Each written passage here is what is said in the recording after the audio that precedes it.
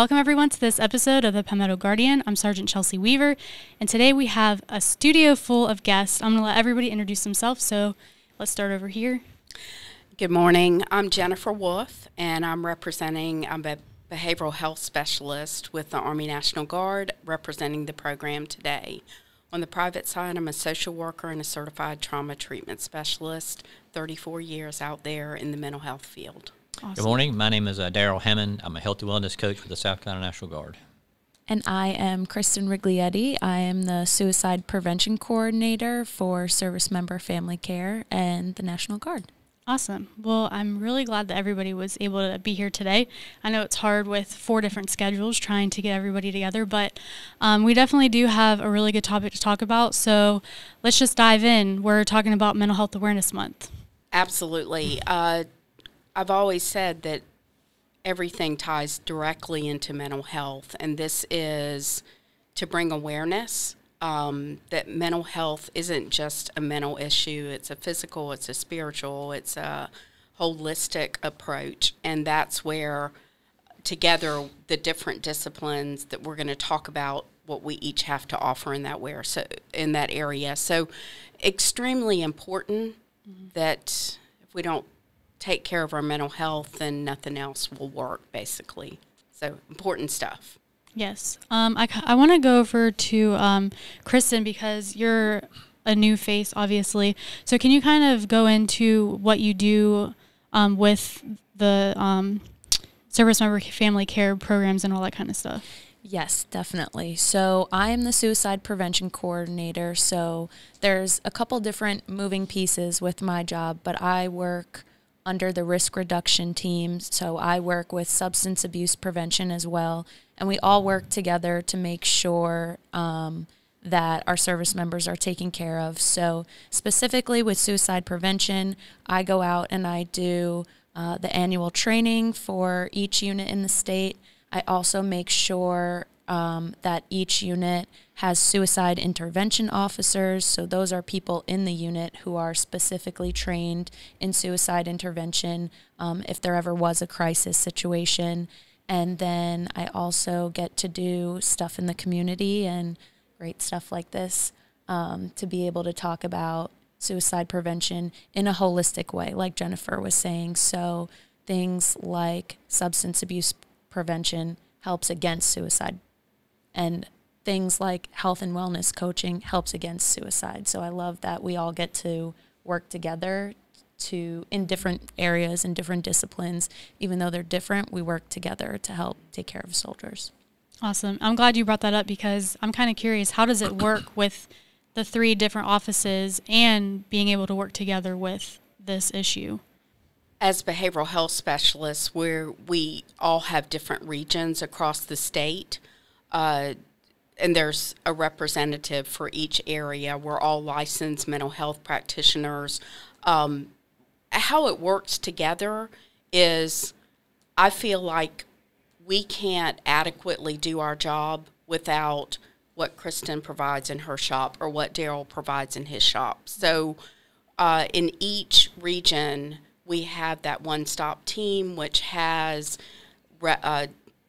various representatives, health and wellness. There's the family programs. There's employment services. Most people, when they're suffering from stress or mental health issues, it's not just one sole issue that they're struggling in. So that's where we work together. Say you're depressed because you're not being able to pass your PT test, or you've going through trauma or stress, and you're you're using basically to numb the pain. So we all work collaboratively together, and we all need each other. So the magic about the Service Member and Family Care program is that before I retired, I was assigned here for several years. And one of the stories I like to tell about how this system works is that a young couple came in. He had come back from a deployment. He had to get new ID cards, and while he was here to get his ID card, walking down the hall, he saw the employment office. And so they both needed jobs. So he walks in, he gets his ID card, then he comes back out. They have a conversation with the employment advisors, and within a week, they both had jobs outside of their ID cards. And so I think that's the real magic about how the Servicemen Family Care platform works together to help all of us. As we're having a workout session with someone who may say, I can't get here on Tuesday because I'm working my second job, or I can't here because I don't have any child care. A lot of things come into that, so we have the ability to reach out to someone who supports that. We can connect them with the employment service. Maybe they got to find a better job for them where they don't have to have one job, or maybe they're struggling because they just came back from deployment. They're going through the process of trying to recapture their roles before they left, and it's changed when they left. So we may have to connect them with someone like Jennifer to have a conversation as a family. And that's where all the magic of this whole process starts. It's a free resource available to them across the state, 7 different places to go. And as long as we as human beings pay attention to who we're having a conversation with, we can connect them with resources that are available out there. So what are things that people can do to prevent mental health? Like, how can they recognize that before it gets to that stage of substance abuse or anything that could be a significant turnout? What is something that they could do to prevent that? Very good question. I always, when I'm asked that question, I always think of Maslow hierarchy of needs, that if we're too much of something or we're too little, like, in other words, we're not going to be able to function well if we're not sleeping, if we're not eating, if we're out of balance, if you're too much of something or too little. So an awareness first, to start at the bottom and then build up. How is your mind connected to your body? And if you're not sleeping, just sleep deprivation in itself, then you're not going to be able to function well. So to prevent, and of course if there's mental illness or high risk factors, then everything gets exacerbated. But to protect mental health, I cannot stress this enough, that self-care piece and that awareness. And the body in itself is the greatest teacher. It's also the first thing that we tend to ignore. I'm too tired, I'm too frustrated, and then it goes into a crisis. So it's being preventative and proactive before it escalates, just with the self-care piece. It's amazing how there are a lot of people that just say, hey, I slept last night, and sleep is medicine, and I feel better. So, and then, of course, the movement and the exercise piece.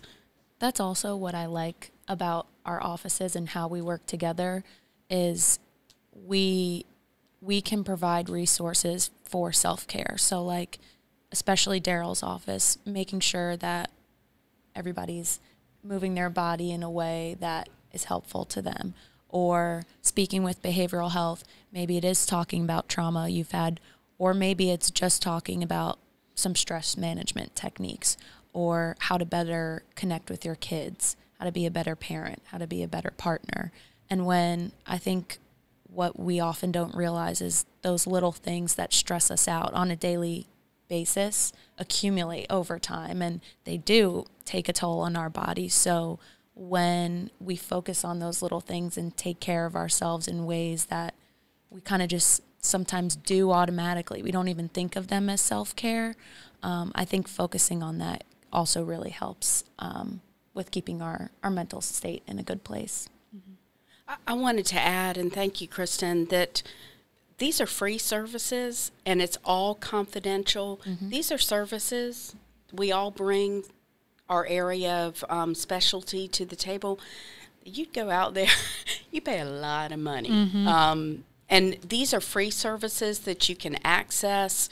We all bring a wealth of knowledge and years of experience to the table.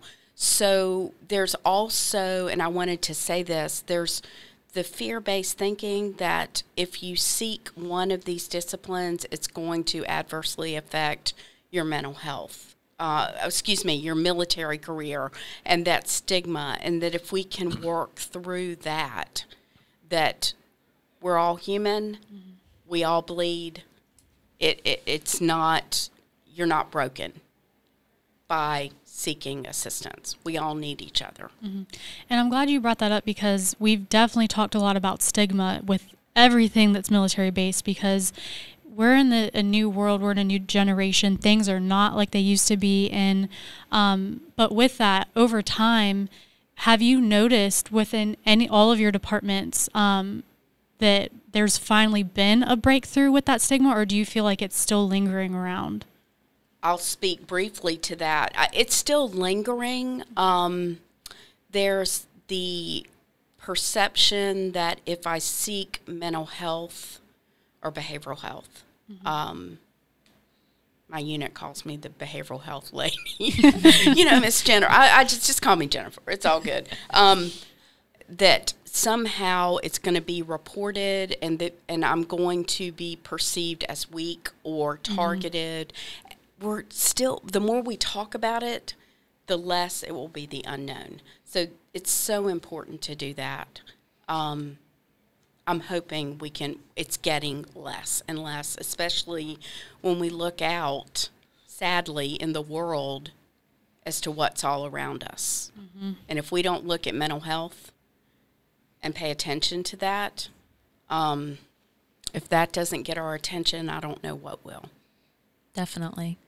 I think one of the most important things I talk about as it relates to suicide prevention when I go out to the units is stigma, because you can't talk about suicide prevention without talking about stigma, because it is so ingrained in society as a whole. But even when it comes to the military, you have to be a warrior, you have to be strong, and of course you do. You're in the military, but I see seeking behavioral health or seeking health and wellness as being strong, not being weak. That's you're taking care of yourself. You're doing what you need to do to better yourself, to be a better soldier, to be a better person. And I will say that there definitely are some units, as I'm working and going out across the state, that they're talking about this stuff all the time. It isn't just a once a year annual conversation that they're having to check the block. There really are units who make this a priority, and they understand that when you put people first and you take care of the person that's actually inside the uniform, that's when you have a better output. You have strong soldiers. You have people who are motivated to go out and be the best at whatever their job may be, because they know they're taken care of, and they know that they're not going to fall into those stigmas. They're not going to be viewed as weak. They're going to be celebrated, and they're going to be supported. There's definitely those ideas and those negative stigmas that still linger around, kind of in dark corners. But I would say in my short experience that I've had here, for the most part, most of the units and the people that I talk to really are not falling into those old traps and those negative ideas when it comes to help seeking and mental health.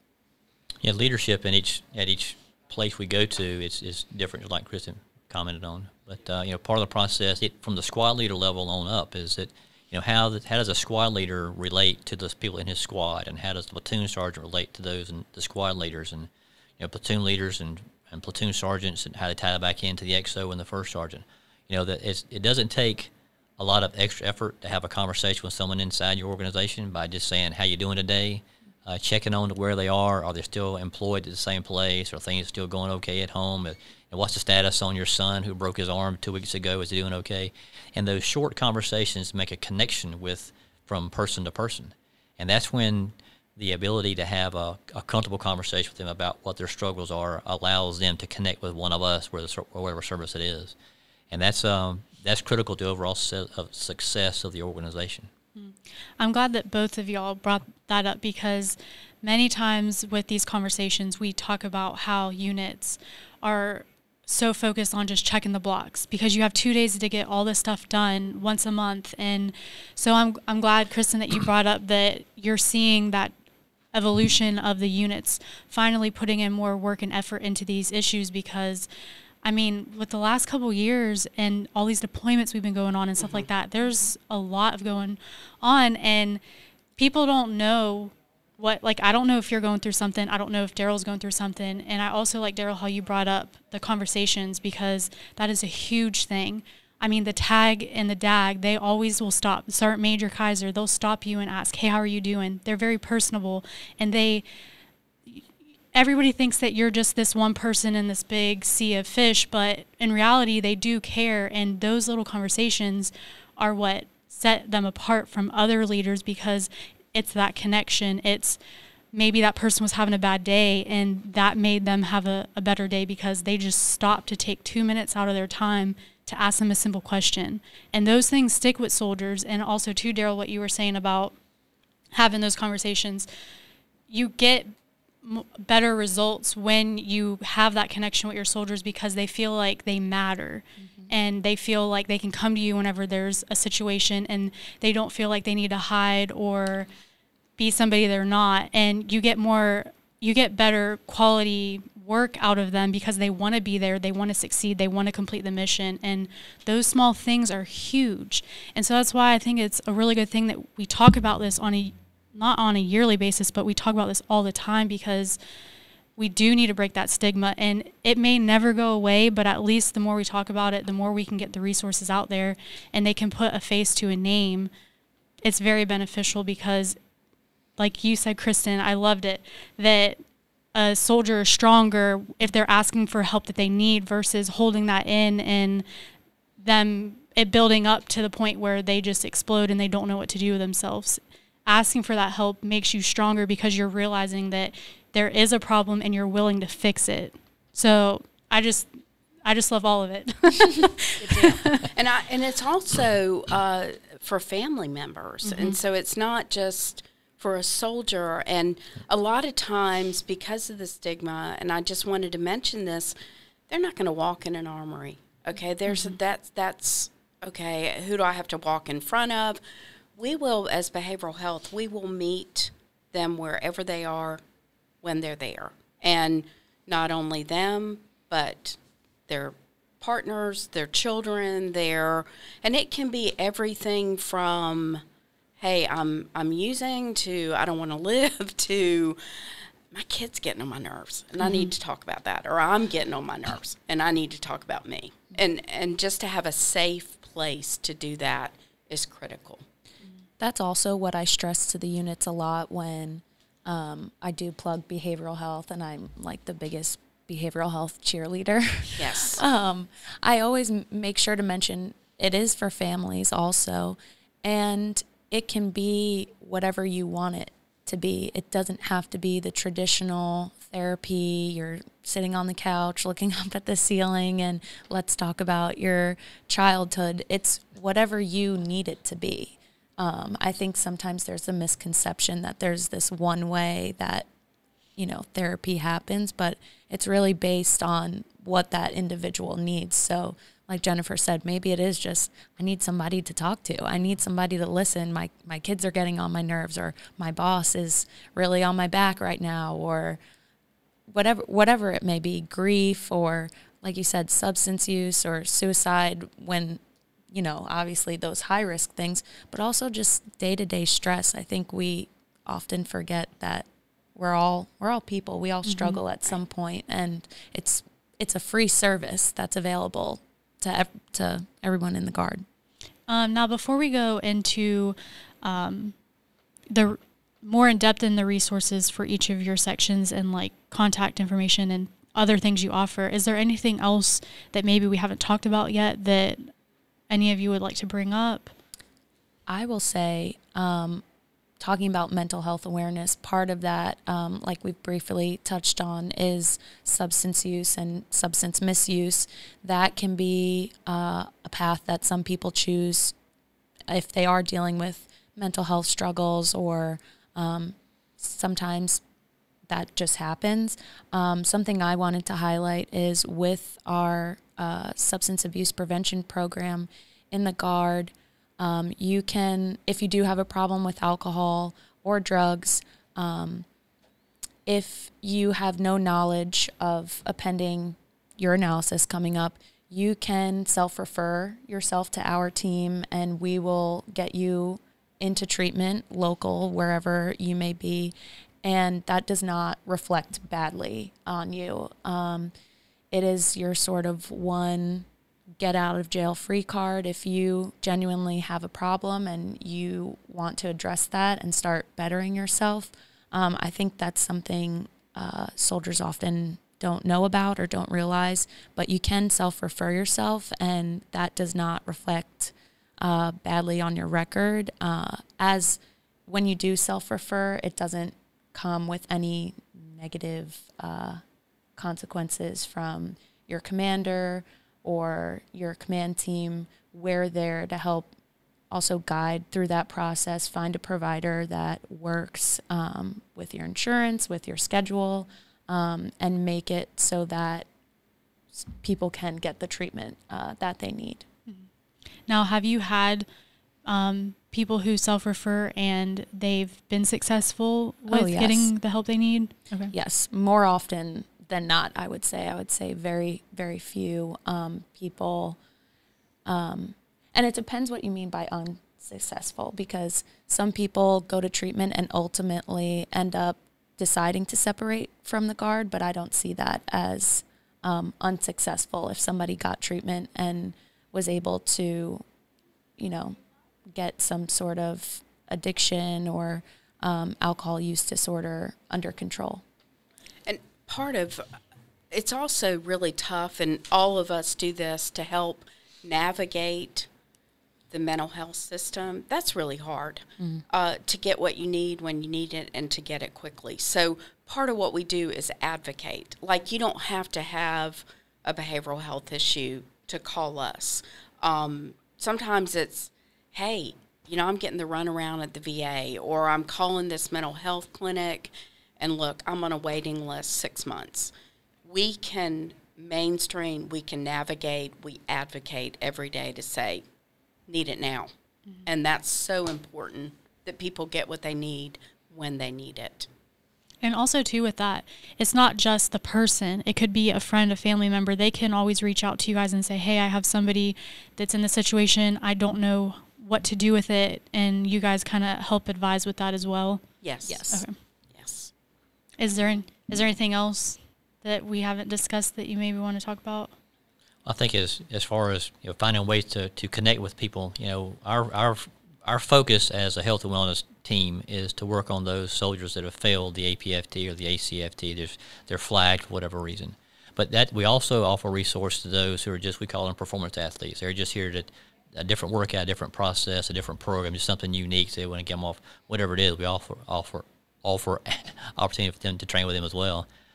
Family members and retirees and veterans, the whole process. But inside of that, we go back to the unit organization. So if you have someone who is struggling and you've got several who aren't, we encourage them to make a connection to bring those that are struggling into the fight, bring them with them to work out, encourage them to be a part of the process.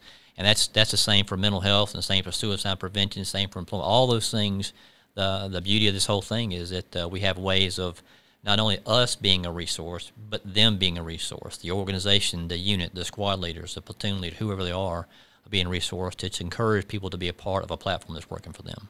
Now, for those who are looking for these resources, where can they find everybody? Well, I wanted to mention first that the behavioral health program does have a 24/7 line that's manned. We have a primary on-call person that's one of us, and then a secondary. And that's 1-800-681-2558. 1-800-681. That's such an important number, because you can call that number anytime. There's going to be a 5-minute usual response time, and that can be anything from I'm in crisis to, hey, I just have a question. But that is available for service members, family members, all the time. Again, find out the numbers. It's listed on the skip page of your respected behavioral health specialist. I cover the Rock Hill area. I'm 394-2076, area code 803. You can call me directly. Call the behavioral health line. First, you will be connected with the behavioral health specialist for your area, for your region. And it's very quick to access us that way, and you can do it 24/7. The other part of what we do is we're out there. We're on drill weekends. We want to take away the whole, well, here comes the counselor, the mental health person walked in. We want to be they know who we are, but that we're out there. We're just among, and the only way you do that is by getting out there. So that's what we got to do, and that's what we do. Yeah, but I think the most important thing about this whole process for what we have available is that, all of us cover 6 or 8 counties. So as someone who wants to use our services, we ask them to please call first to make sure we're going to be there. Because I hate for them to travel, even if it's only 20 or 30 minutes, they may take time off from work to get there. But please call first to make sure whoever you're going to go see, if it's employment, if it's behavioral health, if it's something about suicide prevention, if it's the health and wellness coach or the veteran advisor, whoever it is, please call first to make sure we're going to be there. We're happy to help. We can set up an appointment to meet you there, but we traveled a lot, so just reach out first before you travel.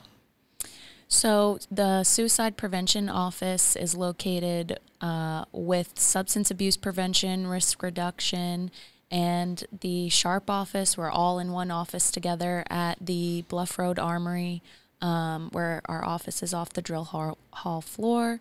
And my phone number specifically is 803-299-4702. Awesome. Again, I really appreciate all of you coming, and I'm sure that we'll see your faces again at some point, because there's obviously a lot more topics that we can talk about. But again, thank you for taking the time out of your day to be here. Right. Well, I just wanted to thank you too as well for taking the time to let us talk about this. It's important. Absolutely. That's what I'm here for. All right. Well, if you like this video, make sure you give it a big thumbs up. If you haven't subscribed to our channel, make sure you hit the subscribe button, and we will catch you guys in the next episode.